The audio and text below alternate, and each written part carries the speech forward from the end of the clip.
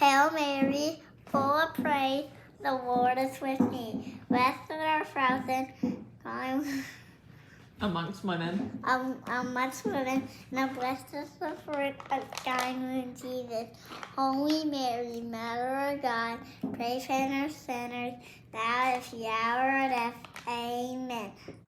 Welcome to Momo and Pawpaw's house, where everything is going to be all right. And one thing I wanted to address, because this, and when we're just throwing out, we're spitballing ideas here. I don't know how addressing it is going to look when a video comes out, but this is just on my mind. A lot of messaging is out there right now from people I respect, from people I listen to, and all that. There is really no remedy for what's going on right now. There is no remedy except for a complete change in our country. We can't fix the political system is their message. We can't fix it. It doesn't matter if you go vote Republican or you go vote Democrat or whatever. Our country is beyond fixing. And I guess I agree with that. I understand where they're coming from when they say that. I've seen it in 2 or 3 different places here lately, and it's Curtis Stone was talking about it the other night on his channel, and it's from other channels that I really respect too. And on the one hand, I do understand where they're coming from, because it doesn't seem that we're listening to each other anymore. It doesn't seem that our elected leaders are able to compromise and get along on things anymore. It's very polarized. It seems that there's an agenda to polarize our country and get us in all different kind of camps so that we're not able to feel like a national patriotic group of people, And anyway, so that comes from a lot of different directions. But I would want your thoughts on it, and that overarching question: is there really no remedy for what's going on in our country? Is there really no remedy? And there's a part of me that says, I don't want to accept that. Maybe there's not, that's easy. There's probably no easy remedy. But I don't really want to accept the fact that there's no remedy, because I can't get up every day and do what I do and smile and be a good parent and grandma and stuff if I don't have hope. I don't have an answer other than it's not an easy thing to think about. It's just something maybe we can talk about. Yeah, I choose right now, the way that I deal with it personally is I just choose to, I kind of think about Daddy. Daddy used to say everything's going to be all right. Every time I call Daddy with a problem, a health crisis or just whatever. Calm down. Calm down. At least we know, if it was, say, a cancer diagnosis that I had, and it was, well, look on the bright side. At least we have an answer, and we know, and we're going to deal with it. And everything's going to be all right. So maybe some of this bad stuff is letting us so know. I feel, I choose to feel in my heart that there's a silent majority of people out there who are prayer warriors, and that there are more people out there who are praying. I know we can't control what is God's will, and we may have to go through some hardship, in order for God's will to work itself through. But I do choose to feel like everything's going to be all right in the end. And again, as long as I can control my little bubble, not control, I know we don't like that word control, but take care of my little bubble and my extended family. And I choose to think that there is a silent majority that's going to pull us out of this through our prayers and through our small actions that lead to big changes later. One of the people it's very abstract to believe that, but that's what I believe. One of the people that has this opinion, and I respect him like crazy, I really do. He also asked the question to everybody in his audience: what are you doing to make a difference? You can't sit here and depend on everybody else to, what are you doing in your own life? And it's funny because the night he asked that on his show, I was late tuning into it's a live show. I was late tuning into it because I was posting up our first video and trying to get it edited and up.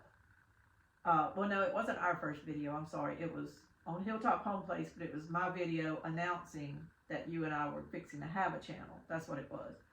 So, you know, I did a little pitch at the end of that video saying, can y'all help us think of a name or whatever. But that was the night I was posting that video up. And on his channel, he was asking, what are you doing in your life to make a difference? You know, if there, he didn't think there's a remedy politically, but he's like you and me. I do believe the same thing you do. There are remedies individually that we can do, and these individual remedies can have a big effect. And I think also I would even add a step further. It's you said this, but I'm talking about comparing to what he said. These individual remedies put out into the world, I think, under a banner of God, is what's going to change the world. I don't think Lainey and Dara can do a whole lot not united to God. And I'm not talking about subscribers and views, and I don't care about any of that. I'm talking about actually our words won't go very far. We could teach you how to do a shower, but if the spirit of the whole video is devoid of God and devoid of caring and devoid of concern for other human beings, then I think the whole channel won't go anywhere. I think that I'm combining, is there really no remedy? That's one of my points here, but one of my other points down here is prayer.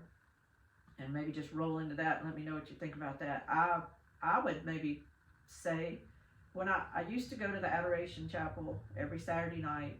I'm Catholic, and we have an Adoration Chapel, and I used to go sit with Jesus every Saturday night from 10 to 11. And I started this habit for a while there of bringing a little binder with, I would print pictures of people I wanted to pray for, like in our world. And I would put them in those clear sleeves. And so if I had time while I was in the chapel, I would pray for individually for these people. And it wasn't President, is his name G, or I can't remember the Chinese president's name right now. G. It wasn't him, it was somebody before him. But I would specifically I'd look at that picture of him and say his name and put him before God when I was in that chapel. And I'd flip the page and I would be praying for Ahmadinejad, or I can't even say his name now either. Mahmoud Ahmadinejad, yeah. But I couldn't necessarily say their names, but at the time, he was the president of Iran, and he was not nice.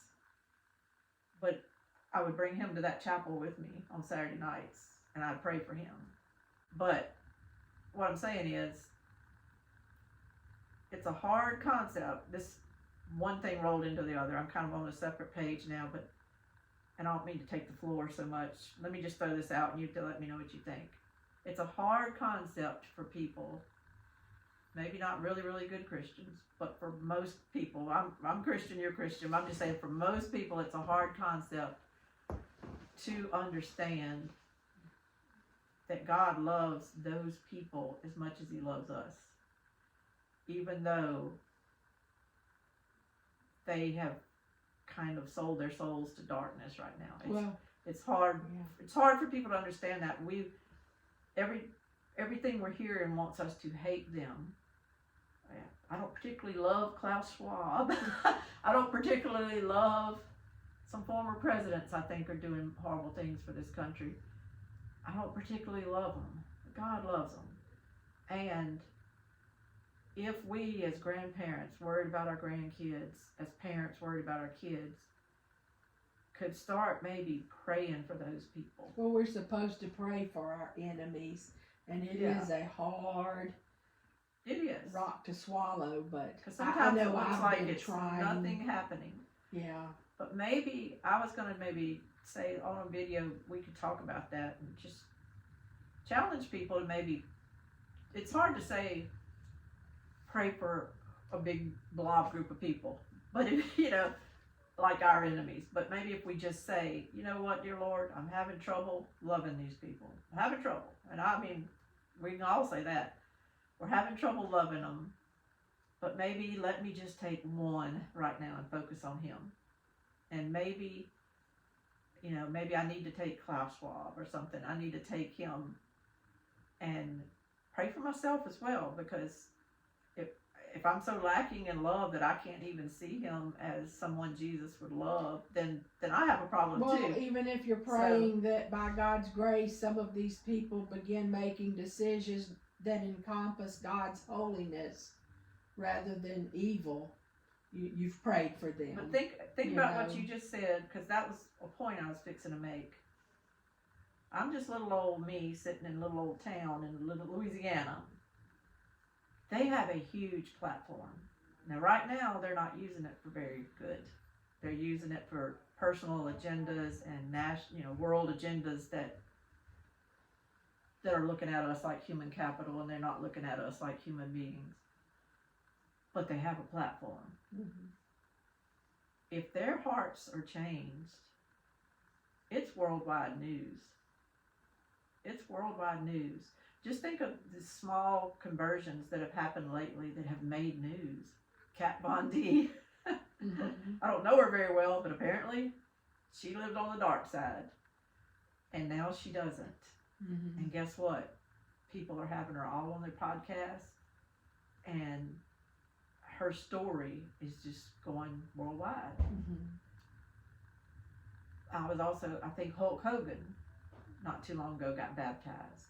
Oh, okay. And I just heard about him kind of at the same time, because it's like all of a sudden his name is out there because he was baptized and all, and because he's now going on podcasts and speaking. Nobody is asking me to be on podcasts. You know, I take that back. I offered myself. Someone said if you have a story to tell, so I actually am going to be on a podcast February 19th, but it's not a podcast, it's a live show, Catholic for Rednecks. I'm going to be on that February 19th, but I invited myself. Nobody's invited me. Well, what I'm saying is, if Klaus Schwab, I'm going to take him on, I'm just going to take him on, because I need to love him more than I do. But if Klaus Schwab all of a sudden was to say, I think we need to change direction and go this way or that, the amount of influence he could have would be more than we can imagine. Bill Gates needs some love. He needs some prayer. But if Bill Gates, with all of his influence and money, decided on God, the whole world starts changing. And what I'm saying is, would God rather us use our time being fearful, running around like chickens with our head cut off to try to prep and all, or should we give some time every day to praying for all of these people who are lost? They think they're not. They think they have got it going on, that they are so connected and they are so powerful, and that they can do what they want. And oh my gosh, what a great place to be in a situation where you can do anything you want, not be getting arrested and not be in trouble with the IRS, or not, you can do anything you want without consequence. And they think that's a good thing, but they're really lost souls. And Jesus wants his lost souls to come home. And it's like, that might simplify it, but I think if we can just simplify it in those terms, really and truly, I don't think God looks at every little thing we've done wrong in this world. He just wants us to come back. And I think if we can individually pray. Who would you pick out to pray for? You gotta think of the one that really gets you goat, and the one that's really hard to love. It could be a lot of people. Yeah, I just encompass our public officials, and that could be government and entertainment, anyone in the public. I just ask God to help them to make decisions that are holy. I have more of an all-encompassing prayer. Yeah, I guess well, I that's fine. haven't targeted any individuals yet, but I may. I've never understood the quest for power. To what end? It seems to me it's just for the sake of I power. don't understand the quest for power. I understand we need a level of money to live off of, etc. But this thirst for power, to what end? You know, what does it really accomplish? Nothing, but they don't. We look at things through a lens of our salvation or our souls. I don't want to lose my soul to things, you know. And I don't think they think of it that way. That status, that ability to call up a jet and go across the world and have lunch in Paris and then fly back. You know, I mean, that to them is the end all do all. Yeah. And but you know, at the end of their time, they might look back and think, what? But we don't know. We don't know how those things work out. Yeah. But I'm just gonna try, and I can't. I don't want to focus on one person so long because there's so many I need to focus on. But I think right now, each night for say at least 3 or 4 days, I might take the one, and then I might rotate to another and another and another. And when I see them on the TV, you know, I think they had Davos last week, so that was a big ordeal in the news last week. But when I see them on TV, I'm going to try to not look at them with hate, and to say a prayer when I see them on TV. You know? Yeah. There's my little buddy. I'm praying for you. Boy, wouldn't that drive them crazy if they knew that? Wouldn't that drive them crazy? There's my little buddy. Yeah. Yeah, I'm praying for you, Bill Gates. You know, but it might help me to be a lot more compassionate, because it's hard to understand that God loves them that much. And I think if I can make myself, or with God helping me, understand that He loves them that much, then I can understand more how much He loves me. Because sometimes I really don't even, you know, understand my good or bad. Yeah. You know, I don't understand my worth sometimes. And maybe to really put it on a level of trying to understand their worth to God, it'll help me focus mine. You got anything else on your list? Not really. I have some topics that we could talk about in the future. What is it? Throw them out there. Well, we were talking about technology, especially for the elderly. I wrote that down too. I've been seeing so much more correspondence on social media regarding the chemtrails versus contrails and weather manipulation. And over the last 2 months, I've been observing the skies, and that's really begun to bother me. And again, I don't know why our local officials don't address something like that. If governors have executive power, why they can't Stop at them least from coming over look our into skies. it regarding our I don't think they area. care. But I haven't done enough research. Those were some other items. The immigration issue, I feel I've never felt comfortable with that, and really it leads to the concept of gaslighting. Yesterday, our president said that his hands were tied, and I remembered on day 1 or 2 of office, They weren't tied. undoing the executive order that opened the border. Isn't that funny how they were not tied on those days? And that leads to the concept of we're constantly gaslit. We might go into what There's that nothing is I can do in the except future. rescind every executive order Trump And had put in. going back to the flood, and then there's been catastrophes in other areas of the country, such as in Hawaii or in Ohio, and what have you, where, you know, where has our government been? You know, and they don't get reported, and they're very, very quiet in some situations. Like we don't. Yeah. So quiet they don't even really show up. Right. So and really there was no reporting of our natural disaster, the flood of 16. There was really I emailed Fox News reported. about that. Yeah. So I was so mad.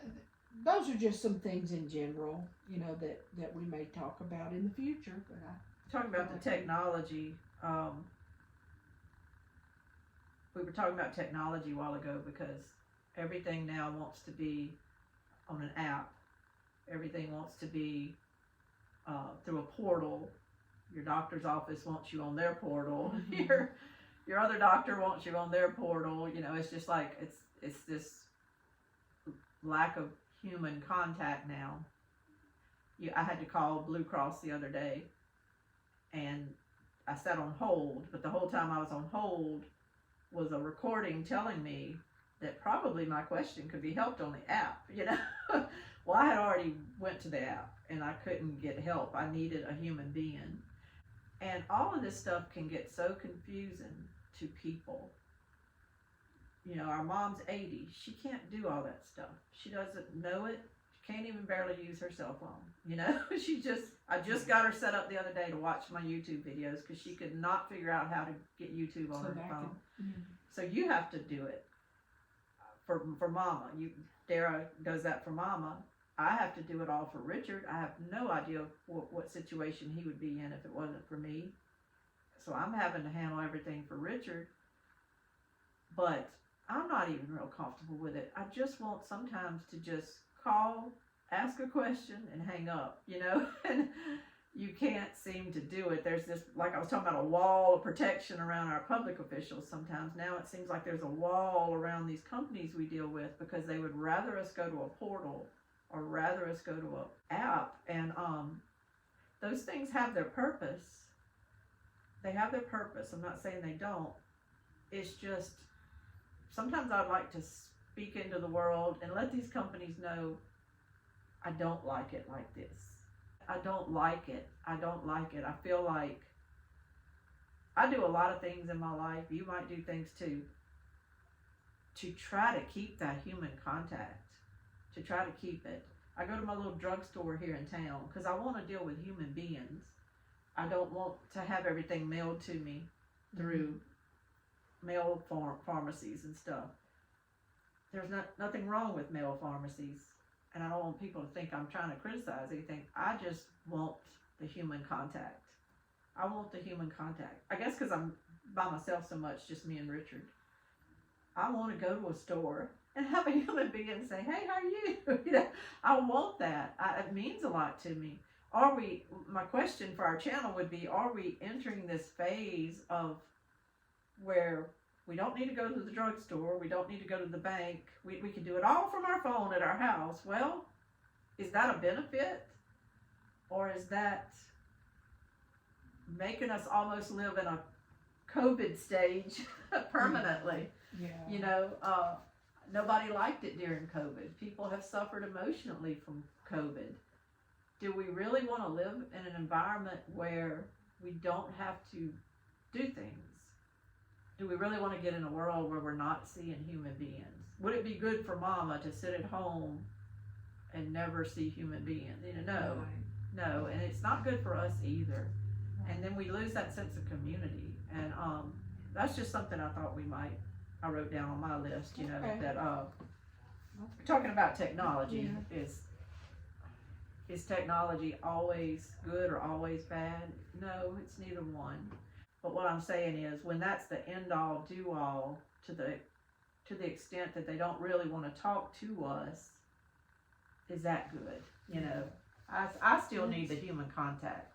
Yeah, that's food for thought, and would be a good video in and of itself. Yeah.